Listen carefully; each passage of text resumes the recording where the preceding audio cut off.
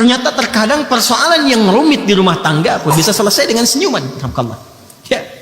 Ketika jembatannya dibangun, makanya kan banyak persoalan tinggi itu hempas di atas sajadah kan? Ya kan?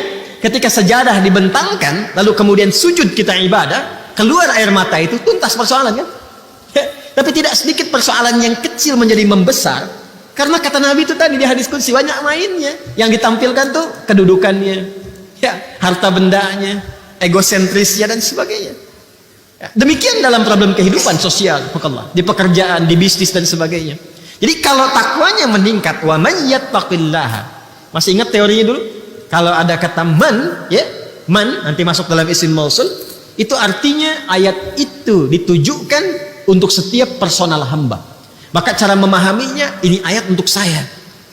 Hei Adi Hidayat, gitu cara memahami ya. Anda silahkan siapapun namanya ya.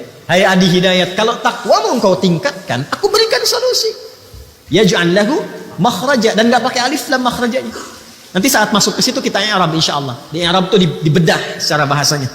Ya, itu surah 65, kita masih di surah kedua kan? Ya. Itu umum, nakirah itu enggak bisa dibatasi.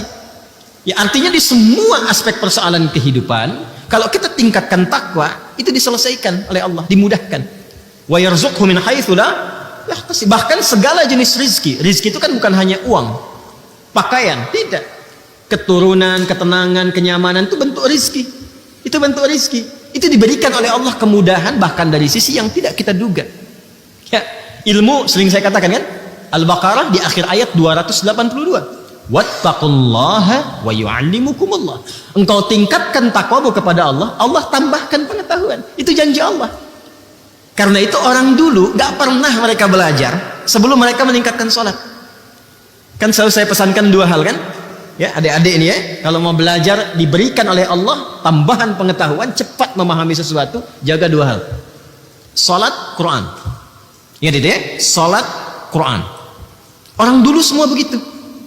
Jadi mereka tingkatkan sholatnya dari kecil itu, sholat jaga, terutama latihan subuh dulu tuh. Ya, sholat subuh latihan dulu, karena banyak berkahnya. Itu yang paling banyak disaksikan, termasuk semua malaikat menyaksikan. Malaikat malam dan siang itu semua tugasnya itu dikerjakan malam dan siang yang sif-sifan untuk subuh, mereka semua menyertai. Itu yang dimaksud di Quran surah ke-17 Al-Isra di ayat ke-78. Ya, aqimis salata liduluki syamsi ila ghasaqil laili wa qur'anal fajr. Inna qur'anal fajri kana mashhuda.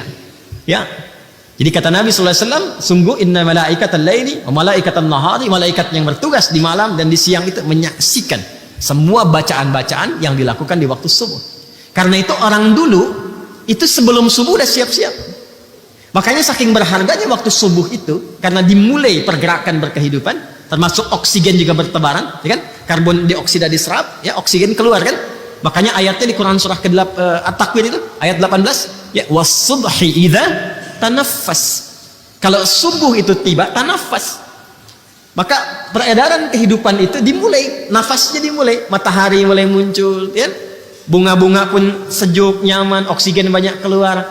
Makanya mahal subuh itu. Disiapkan, mereka tunggu sebelum subuh udah bangun. Nah, itu waktu yang paling ideal tuh, 1 jam menjelang subuh itu, jernih, cara berpikir tenang.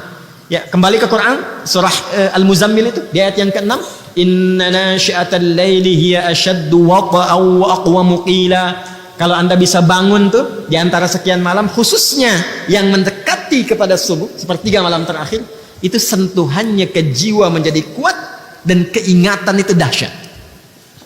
Kalau pengen lihat risetnya orang barat ya tentang bagaimana bangun menjelang subuh itu, ya di sepertiga malam silahkan cek risetnya itu. Suasana yang paling menenangkan, meneduhkan, membuat konstruksi berpikir itu sehat dan cepat memahami sesuatu, itu waktunya. Dan kita punya ayatnya. Dipraktekkan nggak gitu? Jadi ternyata diminta tahajud itu bukan hanya diminta bangun malam supaya pintar, ya kan?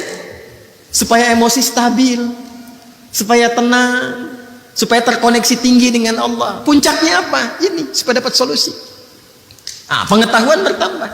Ingin bahagia? Al-Baqarah di akhir ayat 189. Wattaqullaha la'allakum tuflihun. Tingkatkan takwamu kepada Allah, engkau akan cenderung bahagia. Karena itu di Al-Baqarah di ayat 21 ujungnya ditutup dengan kalimat takwa, la'allakum tattaqun.